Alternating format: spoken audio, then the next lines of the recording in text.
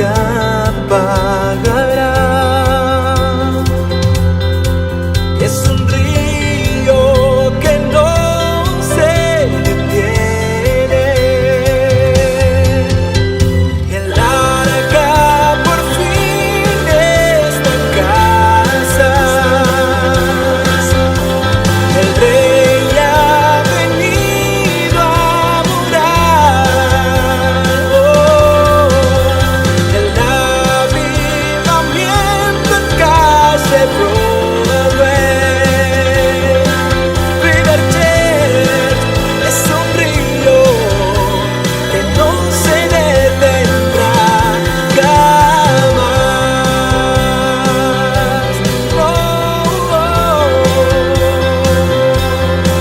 River Church es un río que no se detendrá jamás. La isla Robben, esta isla son más de 6 kilómetros cuadrados de tierra al extremo de África, del sur de África. Y durante siglos este sitio ha servido para alojar una prisión, un leprosario, un manicomio y una base naval. 4 cosas interesantes: la base naval, el manicomio, el leprosario, pero es la prisión la que hizo célebre a esta isla perdida en algún lugar del mundo. Lo que hizo significante a este sitio es que fue el hogar de uno de los prisioneros políticos más famosos de la historia, Nelson Mandela. Y para los que no lo saben, porque puede haber alguno que no conozca a este héroe, Mandela se opuso a la segregación racial del gobierno. El gobierno entonces estaba diseñado para darle privilegios a la minoría blanca. Mire qué locura, los blancos eran una minoría. Sin embargo, había una segregación racial y querían disminuir los derechos de la población, de la gente de color, de la gente negra. Entonces decían que había autobuses para blancos, playas para blancos, hospitales para blancos, y obviamente los que se llamaban los negros, de manera despectiva, no podían postularse para cargos públicos y no podían vivir en vecindarios de blancos. El apartheid legalizaba el racismo y era realmente atroz. Y entonces Mandela recibió su educación en los mejores colegios cuando niño, hijo de madre cristiana, criado con valores cristianos, y a mediados de los años 50 Mandela era una amenaza. Se le decía que era la esperanza de la cultura negra, la esperanza, una suerte de Martin Luther King de allí de África.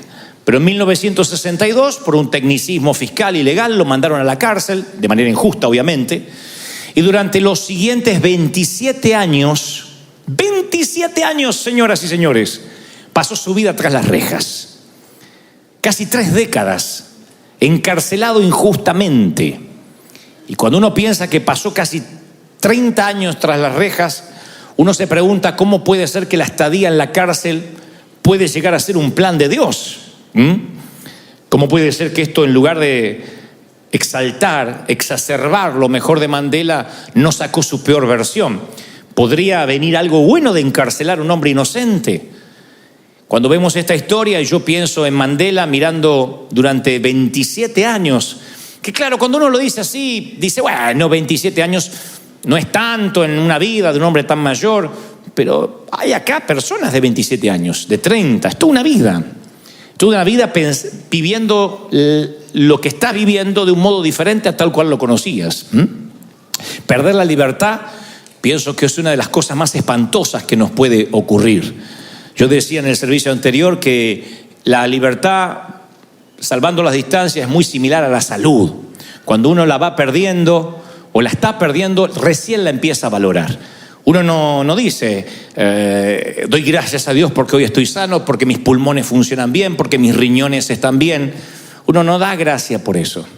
Pero cuando de pronto tienes que hacerte diálisis o tienes que pasar por temporadas en camas de hospital, en camas de hierro, con sueros intravenosos, con respiración asistida, empiezas a valorar la salud. Uno no la da por sentada. La salud la damos por sentado. A menos que tengas una salud frágil, la mayoría damos por sentado la salud. El tener voz, el poder hablar. Le digo siempre al Señor que no quisiera algún día, aunque sea muy viejito, tener Alzheimer, porque mi mamá lo tuvo. Me veo como un hombre formulando preguntas de la nada o recordando solo algunos episodios fragmentados y me da pavor. Entonces, una de las cosas que yo no doy por sentado es la mente. Yo trabajo con la mente, como decía recién Zapata, somos la reserva intelectual de Latinoamérica y para un sistema cognitivo intelectual uno debe tener la mente en perfectas condiciones. Perderla me aterra. Perder la libertad me aterra más aún, porque la libertad también la damos por sentado. Pero un día, de manera justa o injusta, te dicen en qué horario vas a comer, qué vas a comer, cuándo te vas a levantar, cuándo te vas a acostar. Deciden por tu vida qué vas a vestir, cuál es la última ropa que te vas a poner. Y ahí uno se da cuenta que esas cosas nimias, esas cosas triviales como ¿dónde vamos a comer hoy? ¿Nos tomamos algo por allá? ¿Salimos al cine? Son lujos que no vas a volver a tener si te privan de la libertad. Mandela tuvo que aprender a convivir con esa soledad, con el infortunio de estar entre rejas por 27 años.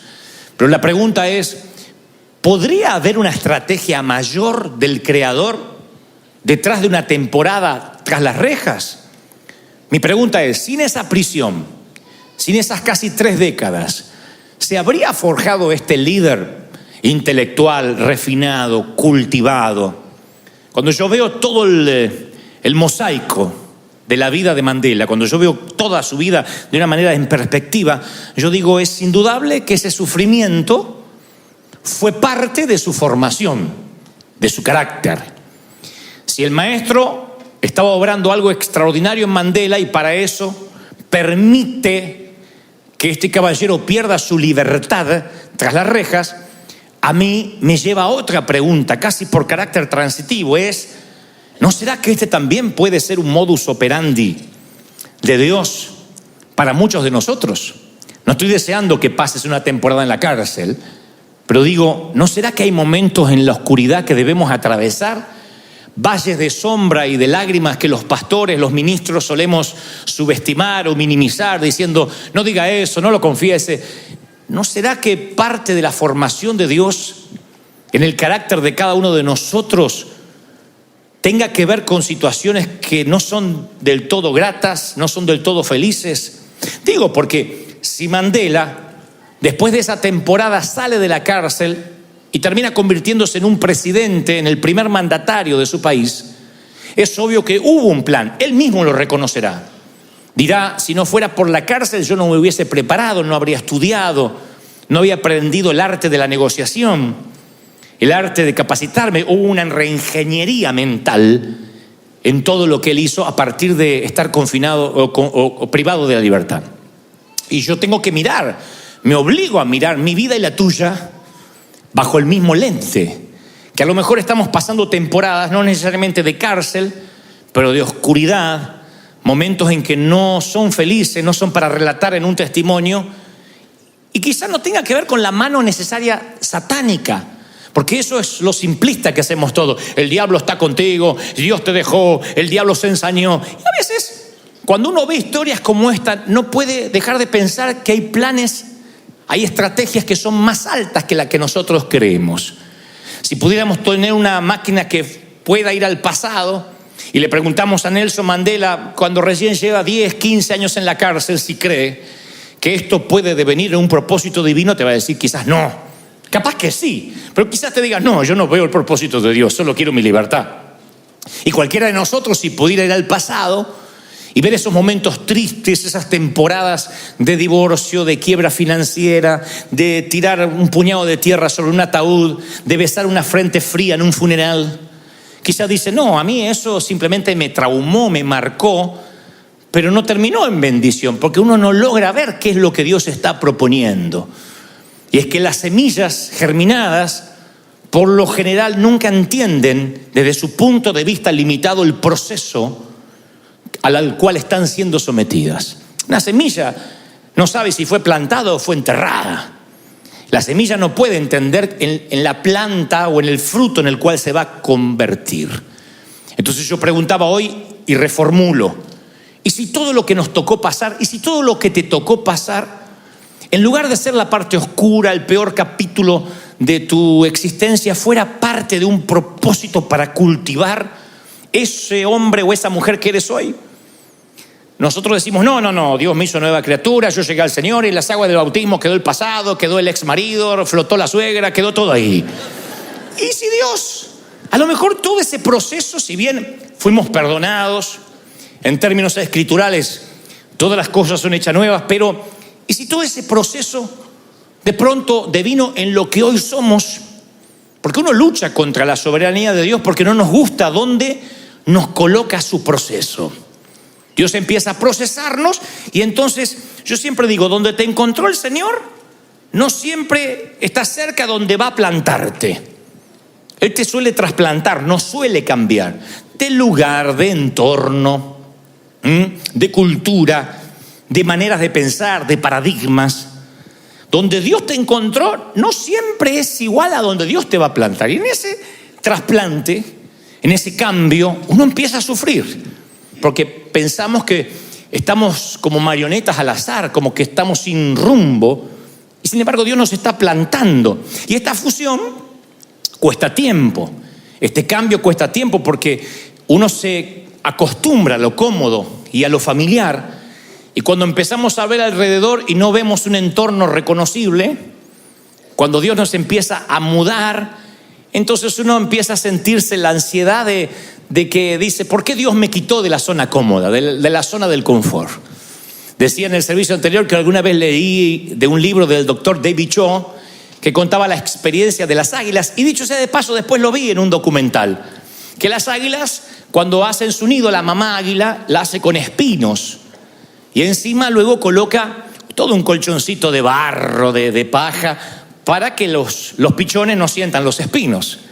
Y uno al ver la madre poner espinos y después el colchón encima, no entiende cuál es el propósito. Pero la mamá águila sabe que habrá un momento en que la comodidad de los pichones va a primar por encima del riesgo. Y entonces cuando los pichones ya tienen alas para volar, ella los empuja. Se ve en el documental que con el pico les dice, ustedes pueden volar, no son gallinas. Pero los pichones se parecen mucho a nuestros hijos. A los mamuts que dicen, yo me quiero casar pero tengo 42 recién y no sé si me van a mimar como mi mami que me hace la sopa. Entonces, reciban esta palabra del corazón: espino debajo del colchón, espino en los calzones, en algún momento sale liquidado. Entonces, bueno, pone espinos, la mamá. Y ustedes van a ver que los empuja, prueba 2 días de empujarlos. Y algunos no se quieren mover, algunos sí saltan al riesgo. Cuando la madre ve que la mayoría está acostumbrado al entorno, porque es maravilloso acostumbrarse al entorno, que te alimenten. Hay iglesias que son raquíticas así, donde la mamá viene o el papá viene, el apóstol viene y le pone el gusanito en la boca. Entonces lo único que hace en la iglesia todos los domingos es... y le pone el gusanito, dígale acá a su lado, repita esto, dígale al apóstol, voltea hacia atrás. Dice, por eso yo dije en el servicio anterior y vuelvo a repetir, si piensan que yo le voy a dar el gusanito, tu abuela, estás perdido conmigo. Vas a crecer, vas a madurar y vas a depender de Dios y vas a saber que Él es tu ayudador, tu cuidador y el que te hace crecer. Yo no le pongo gusanitos en la boca a nadie, porque tienes que aprender a comer solo. Bueno, la madre águila sabe esto y sabe que la zona del confort produce atrofia. Y lo que no se usa se atrofia. Si no vas al gimnasio, te atrofia los músculos. ¿Sabías eso? Si tomas mucha cerveza, se te atrofia la panza. Si no lees, te atrofia el cerebro. Yo conozco muchos universitarios necios, porque la última vez que leyeron un libro o estudiaron fueron cuando se graduaron y dejaron de ser autodidacta. Y por más que dicen tengo un título y ostentan un título universitario, son gente que empiezan a ser sabios en su propia opinión, no se recicla, no tienen una reingeniería, no se reinventan, entonces van perdiendo hasta el léxico, la manera de hablar, porque no son autodidactas, porque lo que no usas, como el cerebro, también se atrofia. Si dejas de orar, se te atrofian las rodillas.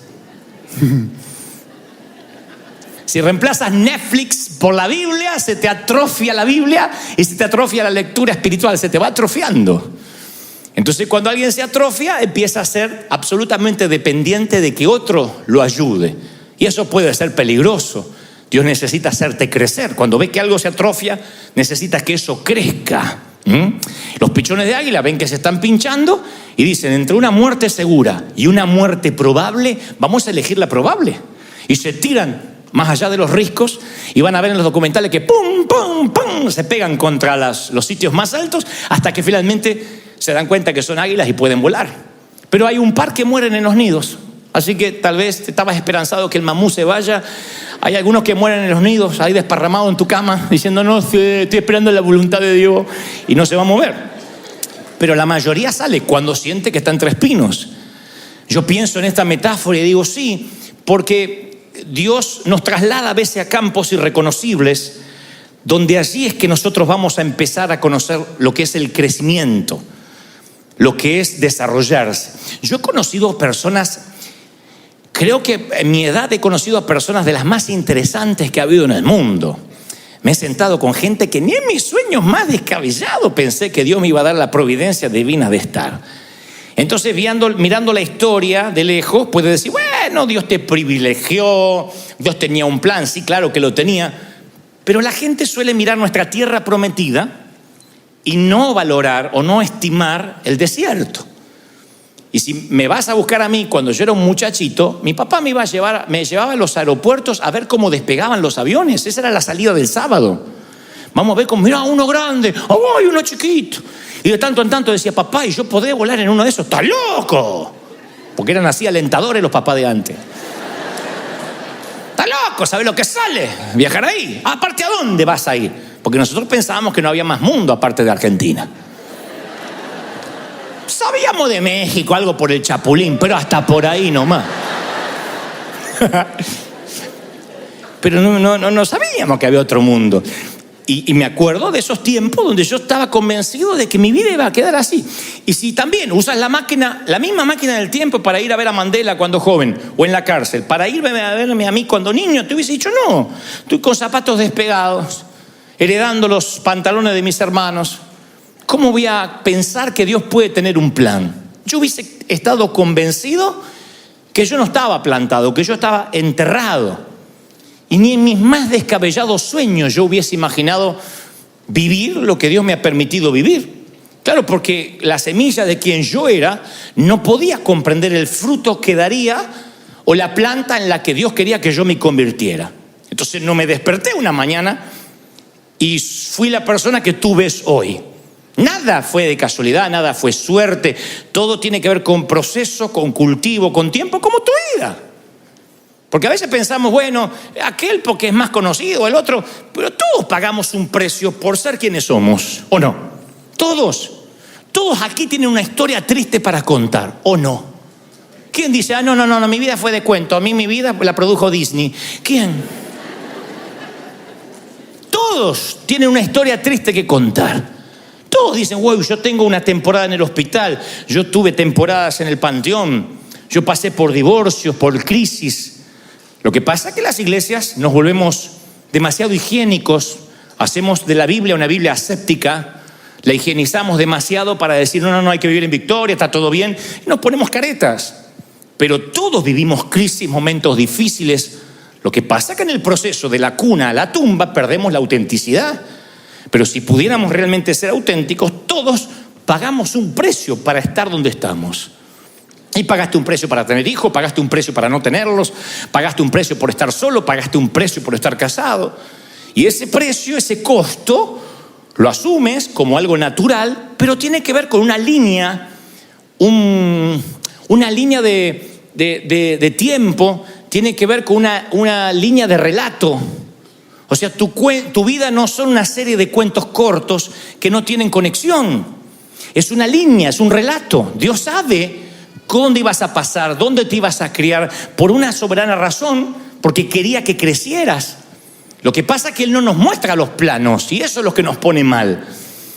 Es posible que ahora mismo estés pasando una temporada difícil y te cuesta conectar los puntos. Dice, ¿y esto en qué me va a servir? Cuando teníamos nosotros que compartir la misma fruta, una mandarina para 4 hermanos, y me decías, ¿con esto vas a aprender algo? Yo decía, ¿qué voy a aprender con esto? Nada. Es como el que está en una sala luchando contra el cáncer, no puede entender que algo va a aprender.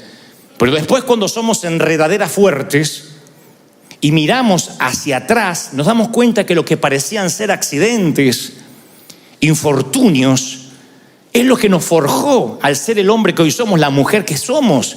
Es como que Dios sentaba bases y después volcó el concreto para empezar la construcción. Pero uno no se daba cuenta. Uno maldice donde nace, el entorno, pero es porque el maestro no nos permite ver los planos. Él dice, tú confía que yo trabajo. Nunca pensé yo que Dios iba a trabajar conmigo, que estaba trabajando conmigo. De verdad. Cuando yo voy a cualquier país le digo, ustedes no se comparen conmigo. Nunca van a ser como yo, porque ustedes son más aventajados que yo. Van a la universidad. Pregunto siempre, ¿quiénes aquí tienen estudios terciarios? Y la mayoría. Digo, yo no terminé la escuela secundaria. Entonces no me digas que te vas a comparar conmigo porque yo tuve más desventajas. ¿Quién de aquí tiene síndrome de Asperger? Y la mayoría no. Bueno, entonces no te compares conmigo. Porque cuando uno está luchando con síndromes, con problemas, con traumas, tiene que abrirse paso y pagar un precio mayor. Lo que pasa es que yo no sabía que yo era una semilla y Dios estaba trabajando. Yo pensé que Dios me había abandonado. Desde aquel niño que la maestra, porque las maestras de antes eran tan sutiles, desde aquel niño que la maestra me dijo en 4º grado, pero Gebel, usted es tarado, que no puede dar una lección oral, y que yo me oriné frente a todos. Desde aquel niño, y en ese entonces no era que ibas a tu casa y decías, la maestra me llamó tarado, y la mamá quería incendiar el colegio. Eran tiempos que la mamá apoyaba a la maestra. La maestra me pegó, algo habrá hecho. Fin de la charla.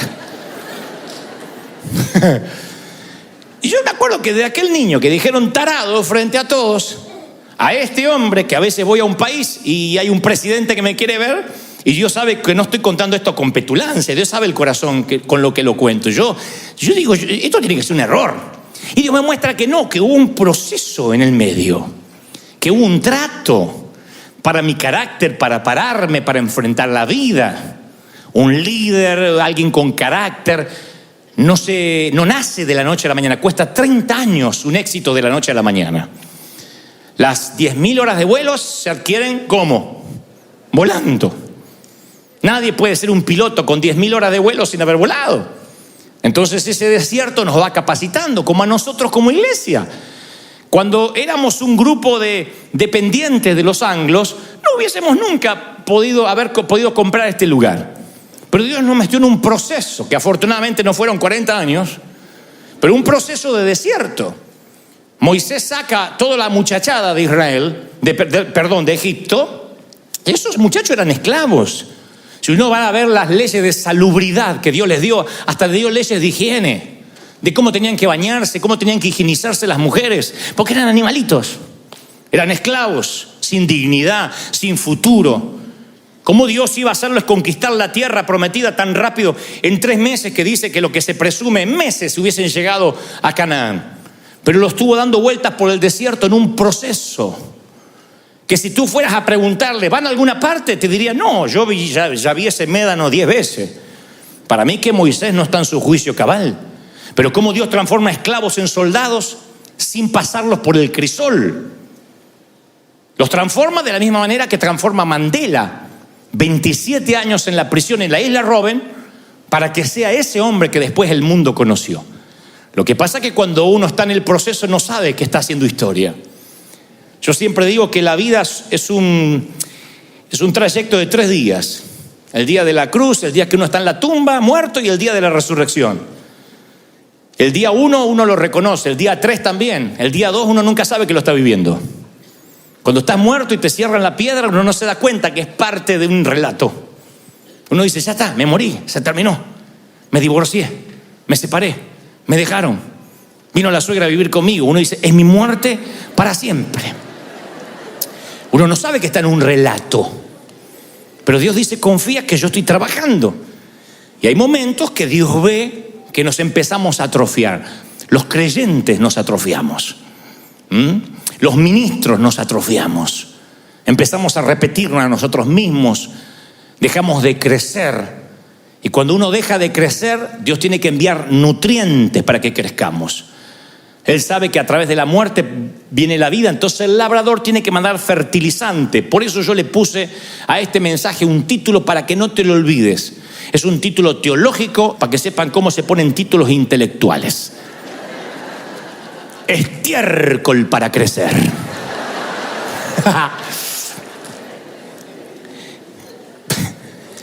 Porque el labrador, cuando dice no está creciendo, le pone estiércol para que pueda crecer. Y el estiércol apesta. Es maloliente, no hay estiércol francés. No. Pero ese estiércol es porque cuando hay comodidad y hay ciclos de estancamiento, él interrumpe nuestra conveniencia, nuestra comodidad y dice, hay algo que se está atrofiando y necesita crecer. Tengo base bíblica. En la parábola sobre la higuera, que no daba fruto por 3 años, dice la Biblia que el dueño de la viña buscó fruto durante 3 largos años y nunca había fruto. Y al no encontrar ningún fruto, le ordena a su jardinero, a su labrador, le dice, mira, cortame este árbol que no sirve. Y noten esto, porque esto está en las Escrituras, tiene un significado, no es una mera anécdota o una metáfora, simplemente por ponerla. El labrador dice, Señor, déjela todavía este año. 3 años la habían esperado. Déjela este año hasta que yo cabe alrededor de ella. Y ahí se nos escapa el detalle. Y la abone. ¿Saben lo que es el abono? Estiércol, fertilizante. Y si diere fruto, bien. Y si no, la cortamos. Lucas 13:8. El abono tiene nitrógeno, fósforo y potasio. Y la única manera en que crezca es cuando empiezas a oler mal. Cuando la vida se pone densa. Cuando la vida se pone cloacal. Y notas un aumento en la cantidad de estiércol, de problemas. Tienes que prestar mucha atención. No tienes que decir, ay, ¿qué me pasó ahora? Significa que hay un plan de Dios. Algo que tienes que saber que es parte de una temporada. Salomón divide la vida en 28 temporadas. Sin embargo, pareciera que los predicadores nos olvidamos del tiempo de llorar, del tiempo de arrancar. Hay tiempo de celebrar y parece que no, esto es de menos nivel. Y es como que editamos, censuramos lo que dijo Salomón. Como cuando censuramos que dijo, en el mundo tendréis aflicción. Como cuando censuramos que para ambos constructores de casas vienen las tormentas, para el que edifica sobre la roca y el que edifica sobre la arena. Es como que censuramos esas partes porque no, hay que darle victoria a la gente, repita conmigo, pero están ahí. Esos temas van a venir, esos problemas van a venir, el estiércol va a venir, es parte, es una señal de Dios que Él ve algo estancado, atrofiado, y entonces aplica una cantidad extra de excremento, porque los problemas son como vitaminas, como nutriente que te forman. Las pruebas te estimulan a crecer. Hagan memoria. Uno no es la misma persona después de pasar por una enfermedad que pudo haber sido terminal. Me consta, aquí hay damas que decían, yo me hacía problema por todo, hacía planteos y escándalo por un vaso sucio en casa. Un día tuvo que luchar contra el cáncer de seno, se sanó y ya no se preocupa. Ya las preocupaciones como el vaso sucio vuelan por fuera de su radar. Y no es que se hizo una persona necesariamente más buena, ordenó sus prioridades. Dijo, cuando estaba en el hospital y sabía que iba a ver a mis hijos por última vez, me importaba un cuerno el vaso sucio. ¿De qué te sirve una sala ordenada, un sillón impecable, cuando te estás muriendo en una cama de hierro en el hospital?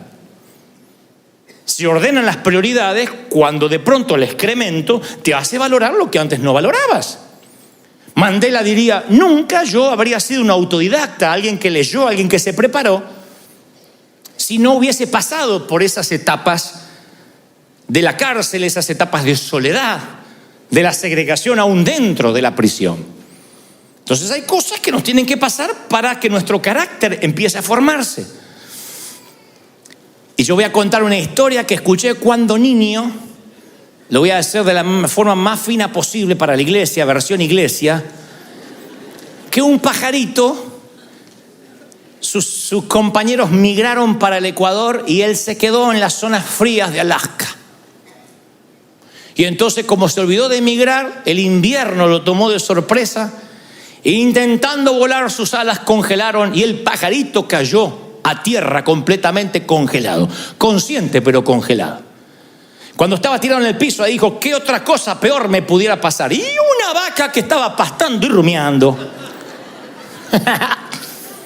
Pasó y hizo plop. Defecó encima del pajarito. Y ahora el pajarito dijo, sí, estoy fregado. Lo congelado me lo aguantaba, pero esto es perder la dignidad. Y en medio del olor, de pronto se da cuenta que el excremento no es tan malo. Porque el excremento, por su tibieza, descongela el pajarito.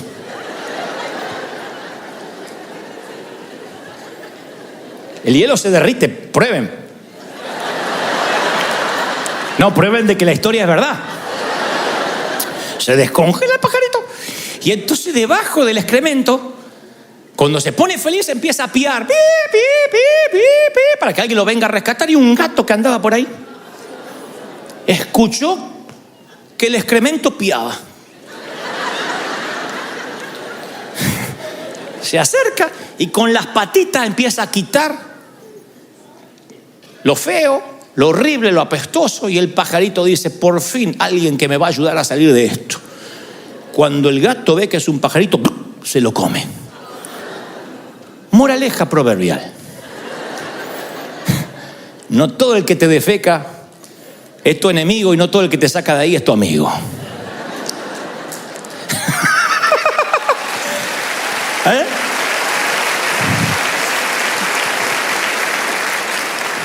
Entonces, hay momentos que nosotros nos quejamos por algo que se atrofió, por algo que se nos congeló. ¿Qué hace Dios? Abono. ¡Pluf! Pasa la vaca de la vida y cae sobre ti. Y si te empiezas a quejar o a piar, lo más probable es que salgas de ahí antes de tiempo y corra riesgo tu vida, literalmente. Porque uno tiene que pasar por el proceso del abono, del fertilizante. Es una señal de que hay áreas que deben ser tratadas. Ahora, yo sé que preguntas, vamos, ¿cómo puede ser de Dios que yo todavía esté enfermo? Es injusto. ¿Cómo puede haber sabiduría en que yo siga con el cáncer propagado en el cuerpo? Otros dicen, vivo pagando el mínimo de la tarjeta todos los meses, me están comiendo los intereses y me dices que hay un propósito divino. ¿Estás diciéndome que perdiera mi trabajo con todo lo que hice yo por esa compañía? ¿Puede que Dios esté manejando los hilos detrás? ¿No es más lineal, más fácil decir, lo malo es Satanás, lo lindo de Dios? Me enfermé, Satanás. Y aunque escrituralmente Dios no es el dueño de la enfermedad, ni te la envía, podemos ir a cientos de ejemplos donde Dios levanta el vallado, como en la vida de Job, donde va a comenzar un proceso porque Dios lo determinó.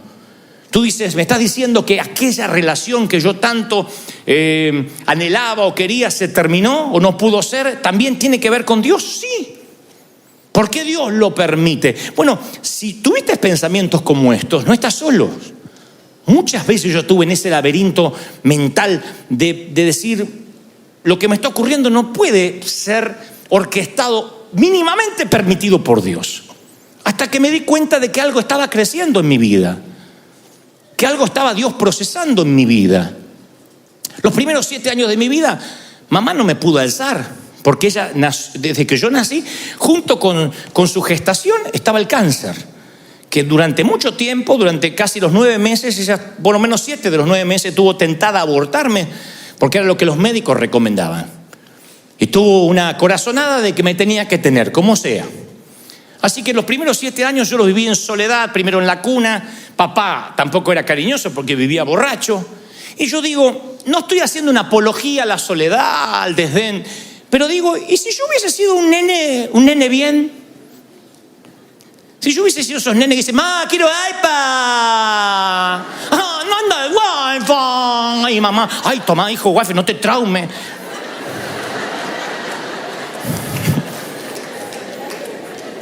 ¿Vieron que hay madres así? ¡Ay, la clave para el nene, la clave! ¡Que el nene está llorando! Hacen los nenes. Yo capaz que hubiese sido esa clase de gente que de adulto cree que el mundo le debe algo. Cree que Dios le debe algo. No piden, exigen, hacen pactos con Dios. Pacté por tal cosa. ¿Quién cuerno eres para pactar?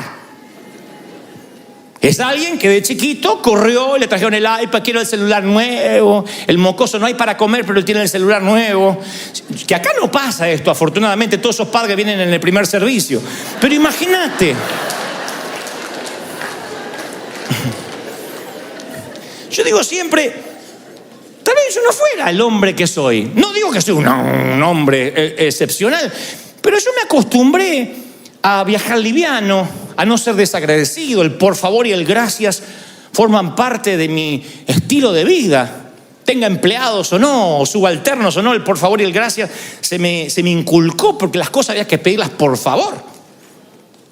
La madre te hacía comer lo que había. Siempre me decía, vas a comer la polenta, porque hay nenes en África que no tienen. Unas ganas de mandar por FedEx la polenta a África.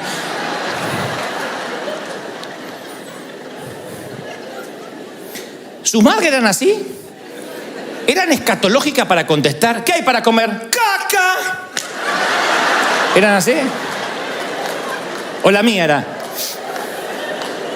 Mira, que caca de perro, vas a comer caca de perro. No, pregunté, pero esto no es un restaurante para que voy a comer, vas a comer lo que yo haga. Se terminó. Ahora hay madres que le preparan los ravioles con la salsa que a él le gusta. Hay 3 ollas, una para el papá, una para el nene y otra la nena que no come el gluten free. ¿Estás loco o no? Y las madres sabían esto del excremento, porque decía, caca vas a comer, porque así uno crecía. Y no es que te daban excremento, pero es la manera de decir, no preguntes más. Vas a comer lo que hay para comer. Punto, se acabó.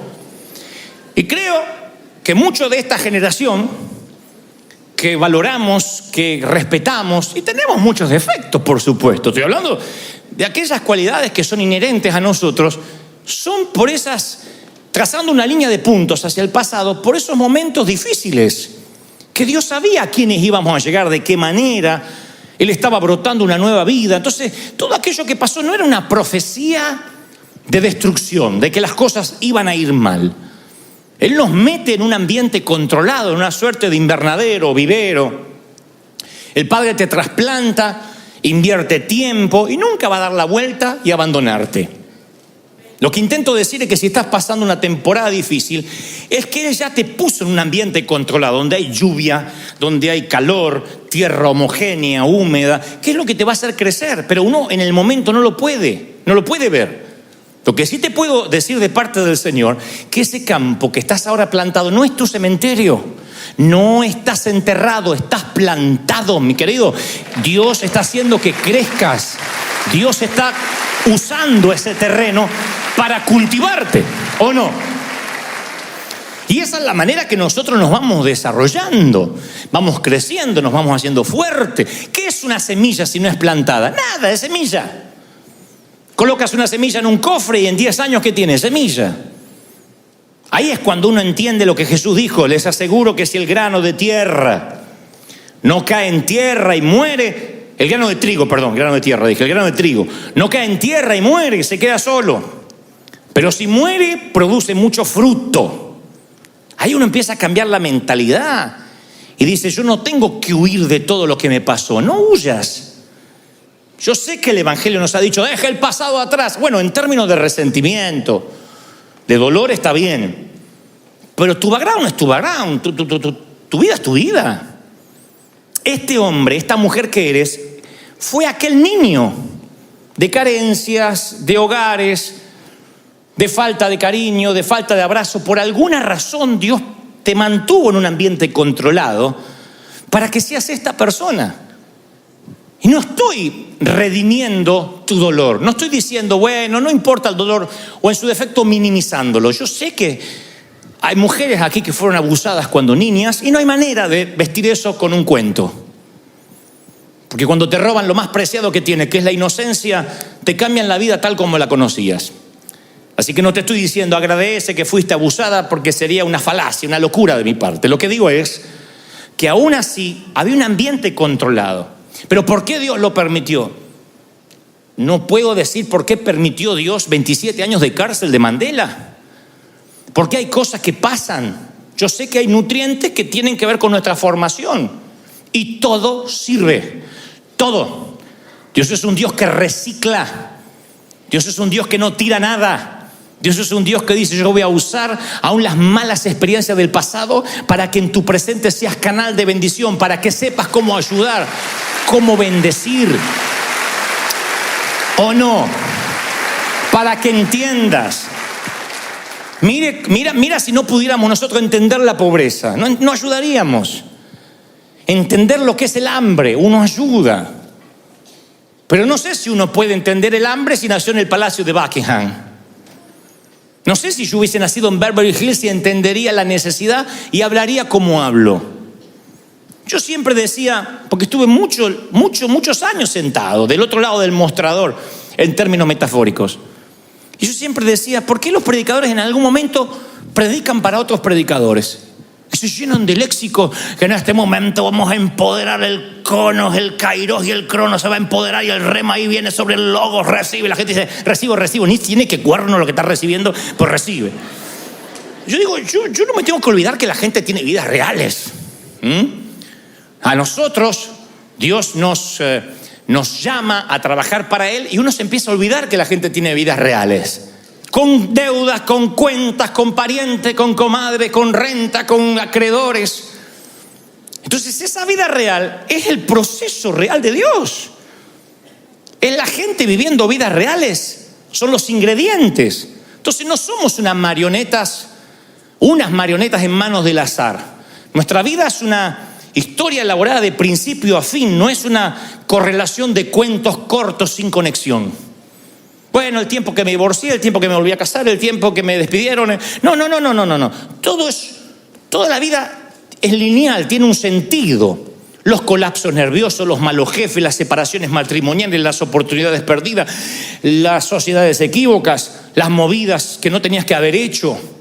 Son ingredientes que juntos hacen una comida digna para poner en la mesa. Esta comida. Pero los ingredientes en sí mismos no todos son ricos. Hay ingredientes que, mientras que preparo la comida, me como una aceituna. Pero ¿quién dice: sírveme un plato de pimienta? ¿Quién? Por muy mexicano macho que sea. ¿Quién dice: hoy me voy a comer un plato de orégano? Nadie. Porque son ingredientes. Y el ingrediente en sí mismo uno no le encuentra sentido. ¿Cómo le vas a encontrar sentido a la temporada de la diálisis, del diálisis o de la quimioterapia, de la metástasis que avanza? ¿Cómo le va a encontrar un sentido a eso? Y yo no estoy magnificando o glorificando la enfermedad. Lo que trato de decir es que yo estoy seguro que son ingredientes para enseñarte algo, para que ayudes, para que bendigas, para que entiendas. Hay un propósito en tu tropiezo. Hasta en tu tropiezo hay un propósito. Porque algunos viven maldiciendo a la ex, diciendo: ¿para qué me metí con esa loca? Si yo podía volver el tiempo atrás, es la loca esa, ni la escuchaba, o ese desgraciado. Pero en ese tropiezo, que hoy alberga un remordimiento en nuestro corazón, Dios dice: no, yo lo voy a redimir. Tiene que ver con parte de tu vida. Tú no serías, a lo mejor en este matrimonio que estás ahora, no valorarías el amor como lo valore, los detalles, si no hubieses pasado por allá. Amén, dijo una, ¿viste? Dios bendiga a ese marido feliz que les lleva la comida, la cama y todo seguramente. Son cosas que uno empieza a valorar a partir de malos incidentes, de malas situaciones que uno dice: aprendí. Uno dice: me equivoqué porque yo metí a este en un círculo íntimo cuando debió estar en el círculo de afuera. Porque yo mismo di demasiada confianza. Porque confié, porque no probé el carácter, como dice Pablo, que primero sean sometidos a prueba. Yo tenía que haber visto cómo ese caballero reaccionaba cuando el hotel está cubierto y no tiene dónde dormir. Yo tenía que haberlo visto cuando la maleta se retrasa, a ver cómo reacciona.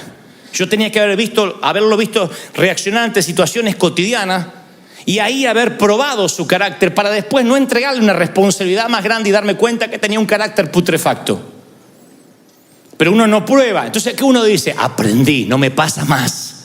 Habrá alguien acá que dice: esto no me pasa más. Y bueno, y ese es el excremento, ese es el estiércol. Cuando estás un tiempo, yo estoy seguro que si el pajarito de la historia sobrevivió, dice: no levanto el pico más. Uno aprende. Dios no te lleva a esas situaciones para dejarte en un callejón sin salida. Yo he aprendido a valorar las relaciones fallidas, las oportunidades perdidas, el dinero desperdiciado, las decisiones imprudentes. Y no estoy diciendo, hago cualquier cosa, total, después se va a condonar o redimir. No, pero me toca entender que esto que te ha pasado en la vida tiene un propósito. Todo, tu niñez, tu infancia. Los sueños no mueren, en tu ADN está el poder de la resurrección, porque esa misma tierra que crees que te enterró es la que te va a ayudar a subir, te va a ayudar a subir otra vez, a reingeniería, a comenzar una nueva reingeniería, a reinventarte, a crecer. Alguien tiene que decir amén. Vas a crecer. Todo sirve. Lo bueno, lo malo, lo mediocre, todo sirve.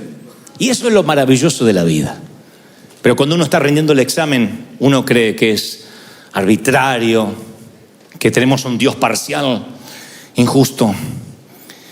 Y cuando pasamos esas situaciones nos empezamos a doler.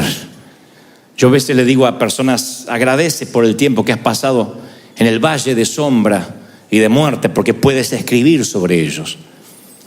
Yo no creo en nadie que me diga, como dije hace unos domingos atrás, quiero que Dios me use en cosas grandes y no tenga heridas que exhibir. Que no lo hayan criticado, que no lo hayan dilapidado, porque este es un ambiente muy hostil, porque el pueblo evangélico es uno de los pocos ejércitos que remata a sus heridos. Que encontrarás muy pocas iglesias que son hospitales del alma. La mayoría son museos de santos, y en cuanto ven que fallas, ¡bum!, te liquida a otro lado porque apestas. Entonces tienes que estar preparado, no solo para el enemigo que está delante, sino para el propio entorno. ¿Dónde se aprende eso? En la universidad de la vida. Que uno quiere no enfermarse del ébola, tiene que darse una pequeña dosis de ébola. Eso es la vacuna. Te dan una pequeña dosis de aquello que quieres combatir y ahí generas el anticuerpo. Ya tiene el ébola tu cuerpo. Lo que pasa es que no nos dicen que eso son las vacunas. Decimos, nos dieron algo contra la gripe. No, te inyectaron gripe. ¿No lo sabían? Me dieron algo contra la gripe para que no me enferme. Te pusieron gripe en el cuerpo.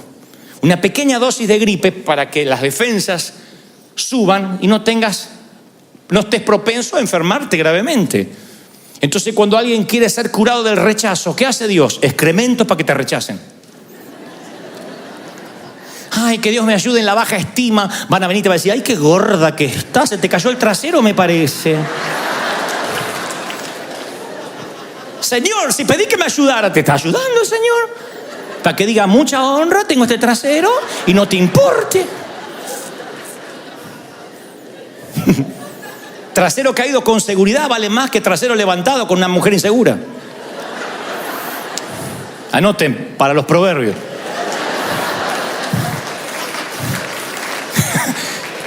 Fue rápido, alguno no entendió. ¿Qué dijo? No importa. Para ti no es la revelación. Si estás preguntando, no es para ti la revelación. No están preparados para esta revelación profunda.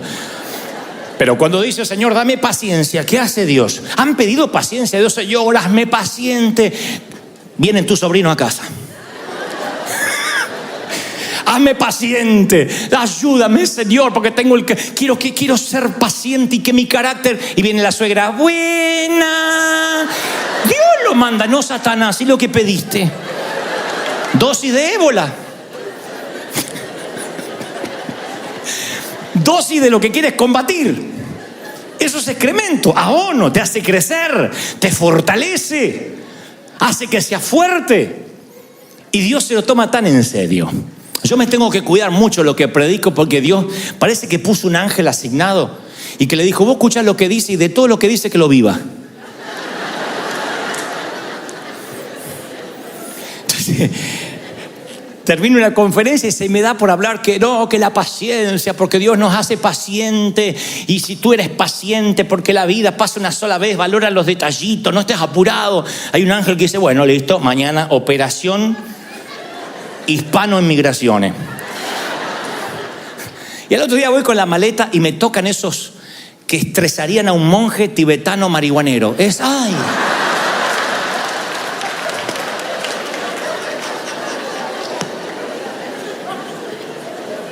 ¿Qué lleva, señor, en la cartera? La computadora. ¿Ah? ¿La podemos revisar? Sí. sáquese el cinturón. Ya me lo saqué. Bueno, puede volver a pasar con una paz y el avión que se está yendo. Digo, ¿de verdad tengo cara de narco? ¿De verdad? ¿De verdad? Abra la computadora, ¿la puede prender? Y cuando la voy a prender dice, espéreme, y se va a hablar a otro lado así con una paz. Yo digo, Señor, ¿por qué? ¿De verdad moriste en la cruz por ella? ¿De verdad?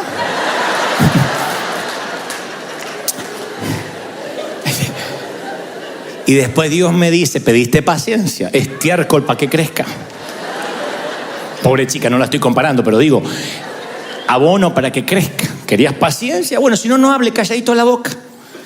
Entonces, cuando tú le estás pidiendo algo al Señor, viene la prueba, viene la crisis y tiene que ver con eso que Dios quiere formar. Bueno, a Mandela lo confinaron a una celda de 2 por 2 metros, con una ventana que daba al patio.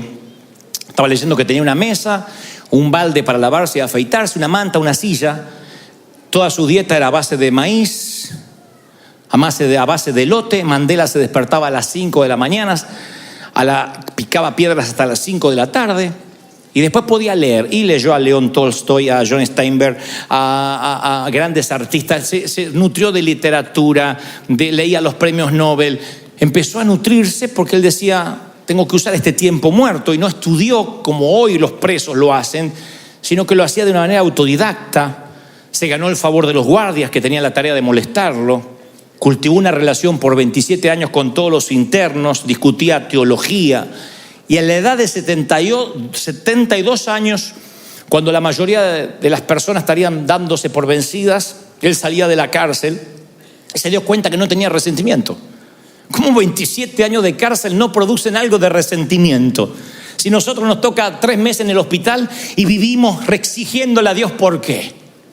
No puede ser que 27 años no produzcan la peor versión de este hombre, sino que exacerben lo mejor. Diría Mandela, al salir por la puerta hacia el portón que me llevaría hacia la libertad, sabía que si no dejaba mi odio y mi amargura atrás, todavía estaría en la cárcel, o lo que es peor, la cárcel nunca se iría de mí. Y los periódicos titularían en letra de molde, Mandela nunca fue destruido por el rencor. Es un Mandela refinado y distinto al que conocimos. Y 4 años después de ser liberado, fue electo presidente. Acabó con la segregación racial, condujo al país a la igualdad. Claro, Dios necesitaba un líder refinado, educado, inteligente, que dominara el arte de la paciencia, de la negociación. ¿Y dónde lo formó? En la prisión. Allí formó a Mandela. Si esto no es suficiente para que entendamos que la vida que pasamos no hay que maldecirla, sino que agradecer, que hay que agradecer la niñez, lo que nos faltó, los zapatos despegados, los pantalones rotos, que hay que agradecer compartir la mandarina entre 4, a ver qué gajo le tocaba a cada quien. Algo Dios nos quería enseñar. No puede ser que Dios tome una semilla, se la olvide y diga, ay, me olvidé que la había plantado. Era un ambiente, hoy me doy cuenta que era un ambiente controlado. La enfermedad de mamá, la borrachera de papá, era un ambiente controlado. Las críticas que he tenido, el bullying de las maestras, era un ambiente controlado por Dios. Era estiércol, era fertilizante. Y cuando Dios me escoltó hacia el portón, en la salida del dolor, yo me aseguré de dejar la ira y la amargura atrás. Porque después yo, si no me sanaba de mi pasado, iba a contaminar el mensaje. Y yo soy el camarero que puede, con las manos sucias o las uñas descuidadas, arruinar el menú que el chef prepara en la cocina. Yo tengo un montón de defectos, de verdad, no es modestia. Un montón de defectos y cosas que Dios tiene que tratar conmigo y que afortunadamente ustedes nunca sabrán. Pero nunca han contaminado el mensaje. Ni cuando me han criticado, me han dilapidado, me han dicho de todo. Yo nunca pasé a predicar con rencor o con bronca o usé este estrado para mandarle un mensaje a alguien. Nunca. Porque la palabra de Dios es pura. Y el proceso haga que tú tengas que transmitir lo que Dios quiere que transmita. Yo he entendido de que si Dios, el labrador, me llevó todo un proceso, no va a permitir que yo produzca un vino amargo. Tanto tratar con la vid, tanto fertilizarme. Imagínense que ahora yo produzca un vino amargo. No, tú y yo vamos a producir un Cabernet Sauvignon, un Malbec argentino, como que el que me regala acá el hermano. Bueno, no iba a decirlo.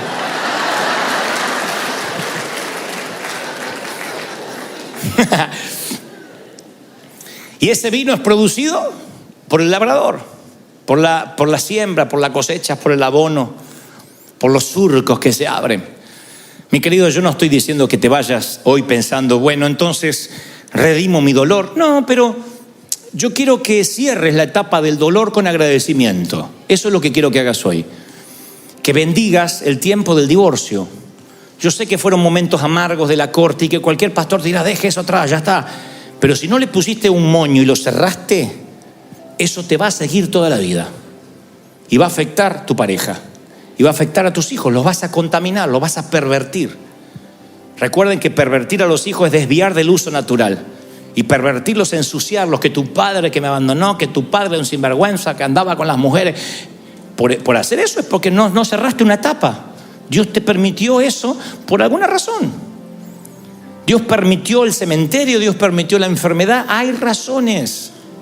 Yo estuve un día detenido, no 27 años, un día, injustamente. Fue las peores 24 horas de mi vida. Pero yo digo, si yo no hubiese estado detenido ese día, yo todavía sería un gerente de ventas. Un simple gerente de ventas ganando una fortuna. Sería tan pobre que lo único que tendría es dinero. Y Dios dijo, no, a este tipo lo tengo que procesar. ¡Pac! Y me procesó. Era la manera en que yo tenía que entender que Él quería ponerme abono. Y ese abono olió espantoso. Un día me quise escapar del Señor. De adolescente me escapé, dije, no me encuentran más. Me fui a vivir, le dije a mi papá, ni te